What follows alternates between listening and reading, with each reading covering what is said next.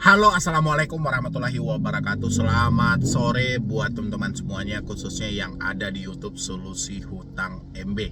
Ya, terima kasih banyak atas Anda yang selalu mensupport dan mendukung channel ini. Dari awal sampai detik ini, alhamdulillah sudah 500.000 subscriber lebih berkat dukungan dan supportan dari teman-teman semuanya. Makanya saya ucapkan selalu di awal video, terima kasih yang sebesar-besarnya, karena tanpa Anda channel ini tidak akan bisa berkembang.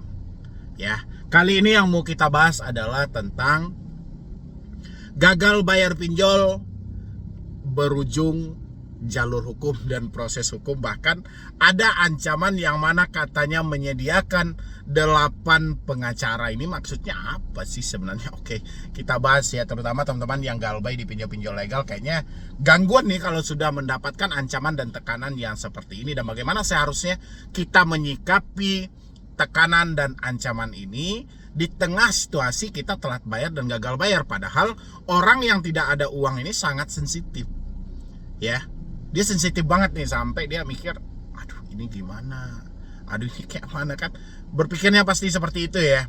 Oke, Anda simain video ini sampai habis, jangan di skip juga, karena di sini itu banyak banget pro dan kontra ya. Debt collector pun juga nyusep ke sini, walau gimana pun mereka juga pasti mencarikan cara bagaimana mempengaruhi orang-orang. Makanya di kolom komentar itu tidak semuanya orang yang galbay pinjol, tapi ada juga debt collector dan oknum-oknum lainnya yang mana sengaja masuk ke sini dan merasa terganggu dengan adanya channel Solusi Hutang. Ya.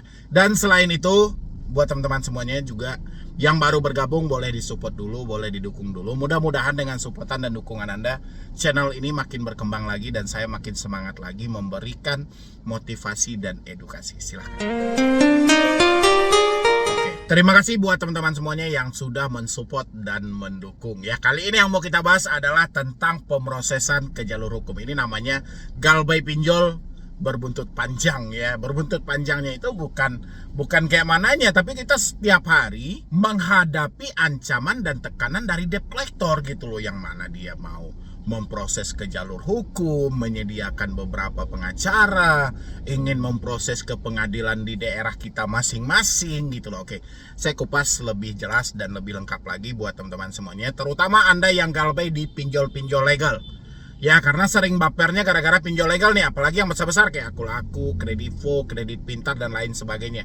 Anda sering baper gitu loh, walaupun terkadang ancaman itu tidak menuju ke salah satu aplikasi ini.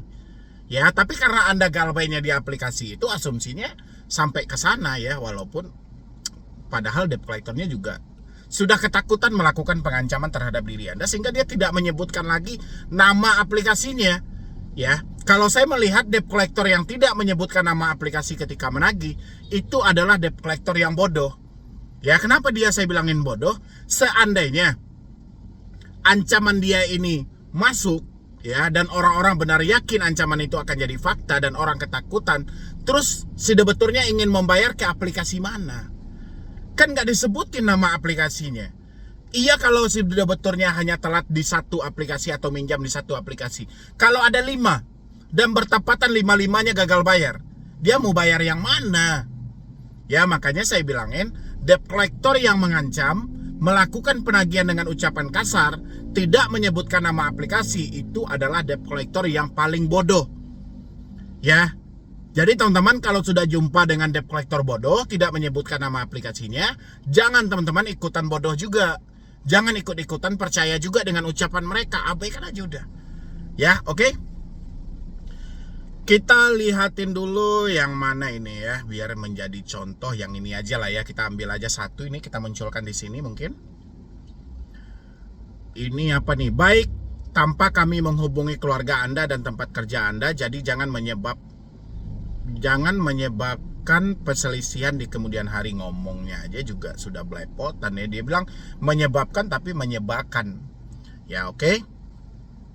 Semakin kamu diamkan tagihan kamu dan setiap hari laporan naik, semakin rusak data finansial Anda. Apa salahnya Anda bayarkan?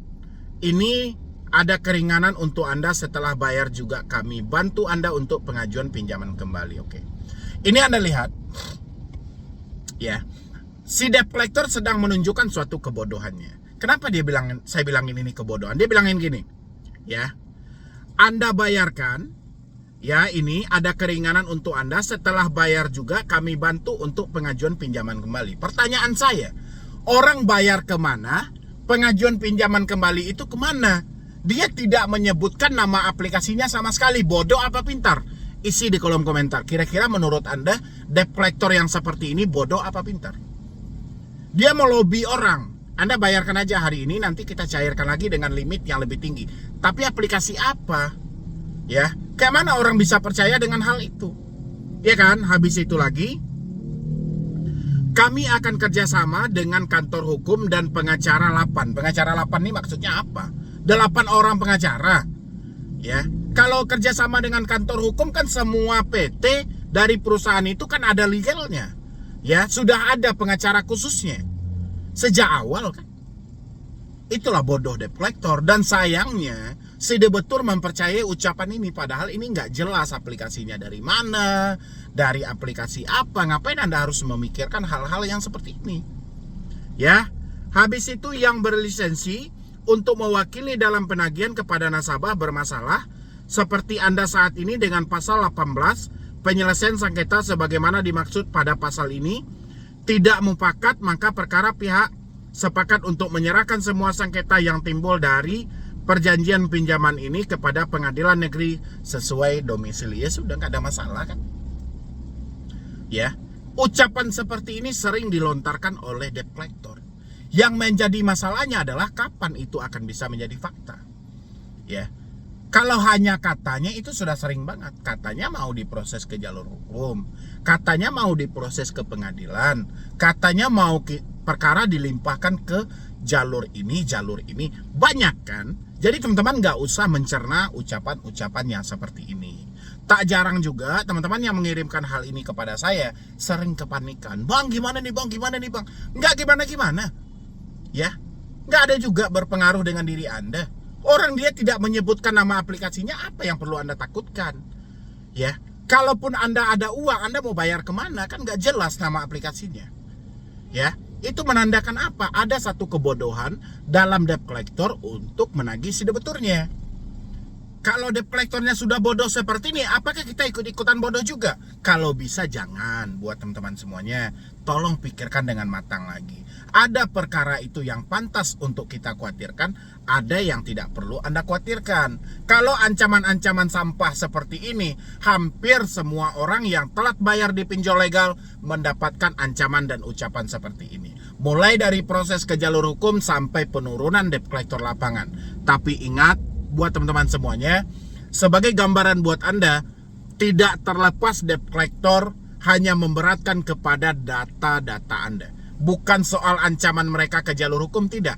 Anda perhatikan setiap ancaman debt collector, dia selalu menyampaikan data Anda lengkap sama kami. Ada KTP, ada foto selfie. Berarti kekuatan mereka hanya ada pada data Anda. Ya, ngapain Anda harus takut lagi dengan DC datang ke rumah? Dengan DC memproses ke jalur hukum? Ngapain? Dia selalu mengkedepankan, ingat, data Anda lengkap sama kami, foto selfie semuanya ada. Jangan main-main.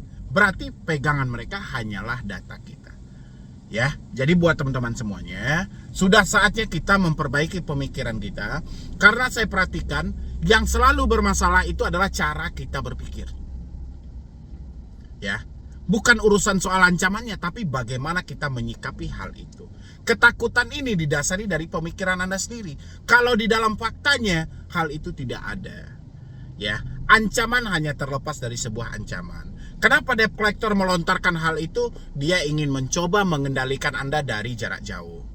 Ya, dia mencoba menguasai pemikiran Anda. Bagaimana pemikiran Anda ini bisa dia kuasai sehingga terjadilah gali lubang tutup lubang.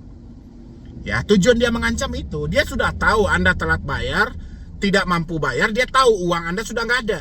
Tapi dia tahu bagaimana membuat orang ini ketakutan. Karena masih ada data Anda yang bisa dipergunakan ke pinjol lainnya. Ya, itulah mereka mengutamakan pengancaman supaya Anda melirik ke pinjol-pinjol lainnya. Begitu Anda melirik ke pinjol lainnya, besar kemungkinan Anda akan terjadi gali lubang tutup lubang, tergiur dengan jasa-jasa joki, pelunasan utang dengan mengambil pinjol ilegal, habis itu tergiur dengan jasa penyelesaian utang macam-macam lagi. Ya, banyak halnya kalau ketakutan itu benar-benar ada dalam diri Anda. Ya, jadi pikirkanlah matang-matang dari teman-teman semuanya. Hampir semua orang terjebak pinjol mendapatkan ancaman dan tekanan dari debt collector. Semua itu hanyalah bagian dari sebuah proses penagihan saja. Fakta tidak seperti itu. Ya, mungkin dari saya cuma itu aja. Mudah-mudahan teman-teman bisa membuka pemikiran lebih luas lagi dan melihat dari sisi yang berbeda supaya tidak ada ketakutan dan kecemasan dalam diri Anda ketika telat bayar dan gagal bayar. Ya. Jadi sekian dulu dari saya, Medi Broni. Wassalam.